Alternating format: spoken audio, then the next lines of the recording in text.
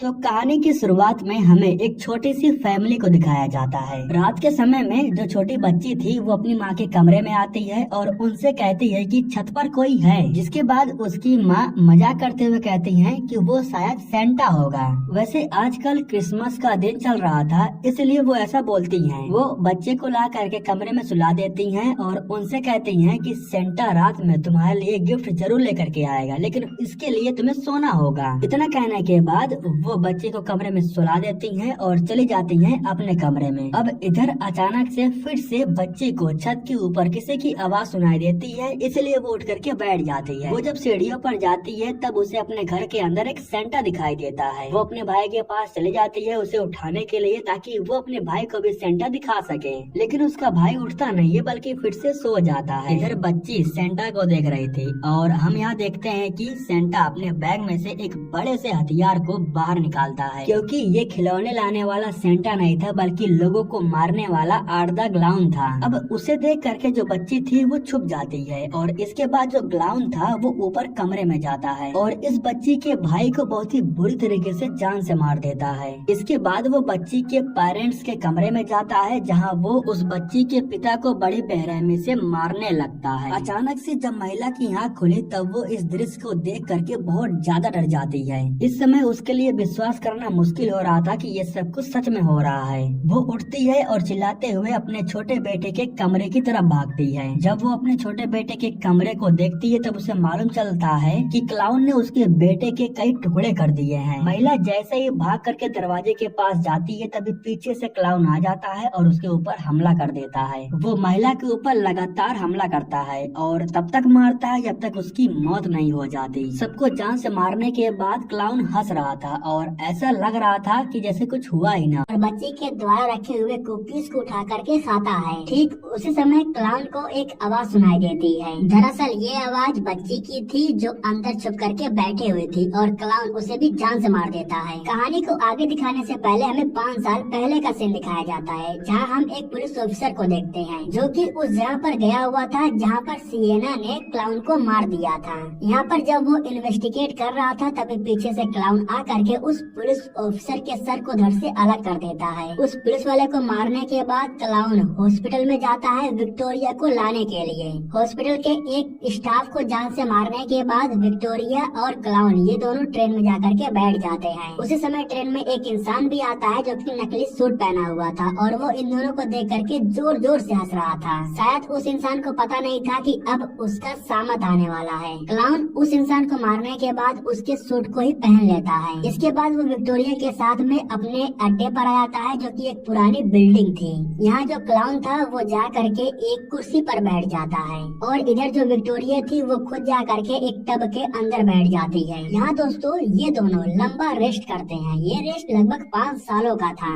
लगभग 5 सालों के बाद हमें प्रेजेंट डे को दिखाया जाता है, जहाँ हम सिएना के अंकल को देखते हैं जो कि उसे लेने के लिए हॉस्पिटल में गए हुए थे। जैसे कि आपको पता होगा कि सिएना को मेंटल हॉस्पिटल में रखा गया था और उसके ऊपर जांच भी चल रही थी, लेकिन धीरे धीरे वो रिकवर हो चुकी थी, इसलिए उसे अब छोड़ दिया जाता है। वो घर आती है और अपने अंकल की बेटी गैबी से मिलती है। इसके बाद वो अपनी आंटी एंजीला से मिलती है। सिएना के वापस आ जाने की वजह से ये लोग बहुत खुश थे। 5 सालों के बाद हमें उस बिल्डिंग को दिखाया जाता है जिसके अंदर विक्टोरिया और क्लाउन रेस्ट कर रहे थे। दरअसल इस बिल्डिंग में काम शुरू होने वाला था, इसलिए यहाँ पर 2 वर्कर आए थे। दरअसल ये दोनों बिल्डिंग का मुआयना लेने के लिए आए थे, लेकिन क्लाउन के बारे में इन लोगों ने भी सुना था, इसलिए अभी भी इन लोगों को बहुत डर लग रहा था।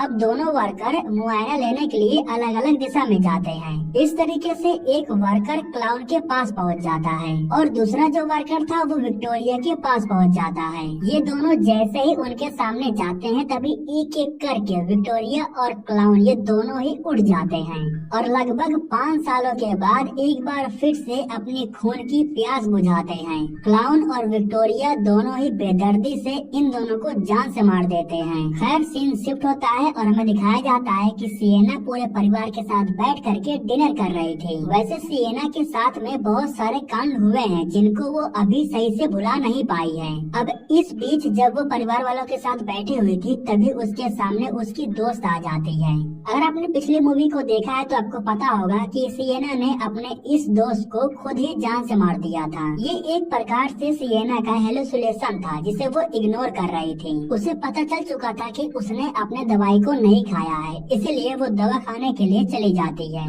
वो जा करके दवा खाती है और इसके बाद वो अपने भाई जोनाथन के पास कॉल करती है। वो जोनाथन से काफी समय के बाद बात कर रही थी। वो अपने भाई को बताती है कि वो वापस लौट आई है, वो अपने अंकल के घर पर है और वो मिलना चाहती है। सिएना अपने भाई से कहती है कि वो उससे मिलना चाहती है, जिस पर जोनाथन कहता है कि ठीक है, स्कूल से छुट्टी मिलने के बाद मैं तुमसे जरूर मिलूंगा। वैसे जोनाथन मिलना तो नहीं चाहता था क्योंकि वो अभी भी अपनी बहन की हरकतों से बहुत नाराज था। सीन शिफ्ट होता है और हमें क्लाउन और विक्टोरिया को दिखाया जाता है। यहाँ पर हम क्लाउन को देखते हैं जो कि किसी प्रकार का फ्रीजर बना रहा था। एक प्रकार से उसने फ्रीज करने वाला मशीन बना लिया था। स्प्रे करके वो किसी को भी फ्रीज कर सकता है और उन्हें एक पल में खत्म कर सकता है। इस चीज को देख करके क्लाउन भी बहुत खुश था। इसके बाद हमें दिखाया जाता है कि कुछ लोग थे जो कि बार में बैठ करके पार्टी कर रहे थे। तभी यहाँ पर क्लाउन भी आता है जो इन लोगों के पार्टी में ज्वाइन होने के लिए आया था। वो सेंटा को देखने के बाद काफी एक्साइटेड हो जाता है। उसको देख सेंटा भी काफी खुश हो जाता है। वो सोचता है कि चलो कोई तो है जो मुझे पसंद कर रहा है। ये लोग क्लाउन को ड्रिंक पिलाते हैं और वो जैसे ही ड्रिंक को पीता है तो उसी समय जो क्लाउन था वो सेंटा के ऊपर टॉयलेट कर देता है। सेंटा इस बात से बहुत नाराज हो जाता है और वो क्लाउन को मारने पीटने भी लगता है। ये लोग क्लाउन के सारे सामान को फेंक देते हैं और उसे यहाँ से जाने के लिए कहते हैं, लेकिन उसी समय क्लाउन एटीट्यूड में आकर के अपनी गन को निकालता है और एक एक करके इन्हें शूट करने लगता है। वो दो लोगों को खत्म करने के बाद आखिरी में सेंटा के ऊपर गन तान देता है। सेंटा काफी डरा हुआ था, वो अपनी जान की भीख मांग रहा था। इसके बाद जो क्लाउन था वो सेंटा को एक कुर्सी से बांध देता है क्योंकि अब वो सेंटा के साथ में कुछ नया करने वाला था। वो अपने बैग में से फ्रीज करने वाले सिलेंडर को निकालता है और उसे ले जा करके वो सेंटा के ऊपर स्प्रे करने लगता है। क्लाउन सबसे पहले सेंटा के पैरों को स्प्रे करता है, फिर हाथों को स्प्रे करता है और इसके बाद वो हाथ और पैर को तोड़ देता है।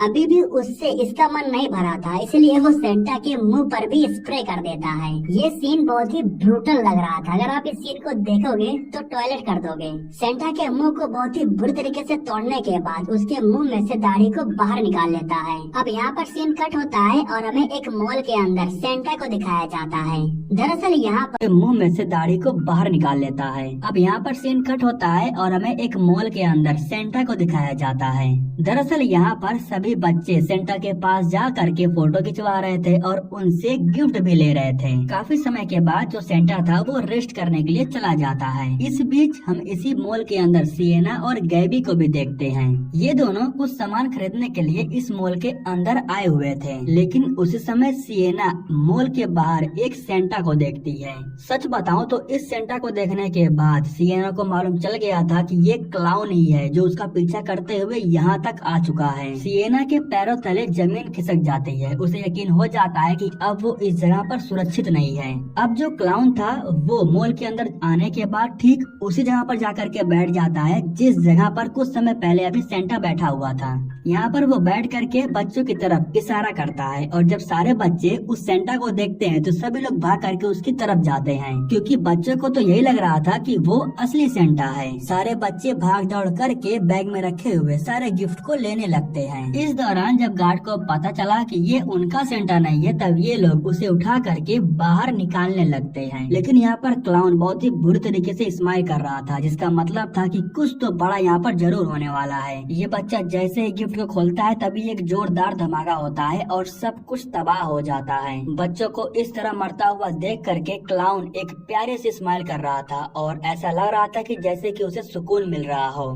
सीन शिफ्ट होता है और हमें सिएना को दिखाया जाता है जो एक गिफ्ट लेकर के घर के अंदर आती है और जब वो उस गिफ्ट के बॉक्स को छुपा रही थी तभी यहाँ पर गैबी आ जाती है।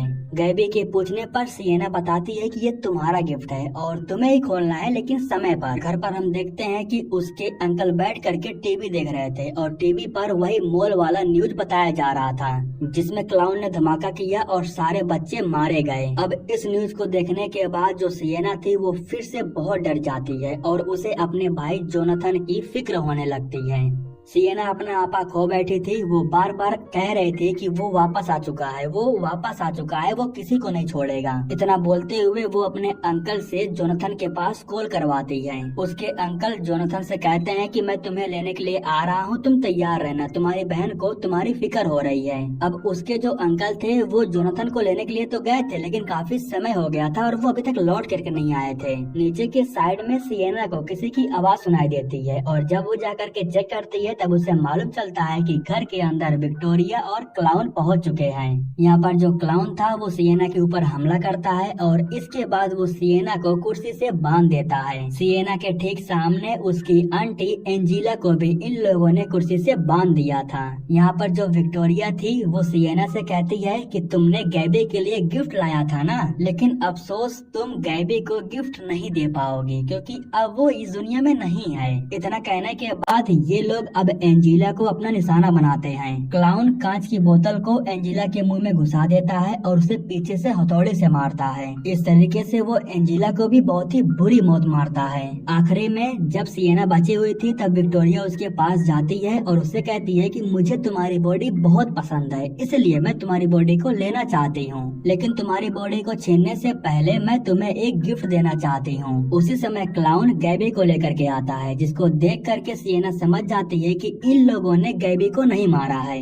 हाँ, लेकिन किसी को तो मारा जरूर है, लेकिन किसे मारा है अभी तक गैबी को नहीं पता है। लेकिन जब क्लाउन उस कंकाल पर चश्मा रखता है तो उसे देखने के बाद सिएना समझ जाती है कि इन लोगों ने उसके भाई जोनाथन को जान से मार दिया है, जिसको देखने के बाद सिएना को गुस्सा तो बहुत आता है, लेकिन वो बेचारे कुछ करने की हालत में नहीं थे। इसके बाद विक्टोरिया सिएना के गले को पकड़ने के बाद उसकी बॉडी को पजेस करने लगती है, लेकिन यहाँ पर सिएना भी खुद को मजबूत बनाती है और वो विक्टोरिया को अपना बॉडी नहीं करने देती है। लेकिन उसी समय जो क्लाउन था वो गैबी के गले पर एक चाकू रख देता है। वो सिएना से कहता है कि अगर वो अपनी बॉडी विक्टोरिया को नहीं दी तब वो गैबी को जान से मार देगा। सिएना कहती है कि ठीक है, मैं अपनी बॉडी तुम्हें देने के लिए तैयार हूँ, लेकिन उससे पहले मैंने गैबी के लिए एक गिफ्ट लाया था और उस गिफ्ट को मैं खोलना चाहती हूँ। इसके बाद विक्टोरिया जा करके उस गिफ्ट को बाहर निकालती है और उसे ला करके सिएना के पास रख देती है। वो सिएना से कहती है कि तुम इस गिफ्ट को खोलना चाहती थी ना, तो लो अपने हाथों से खोलो।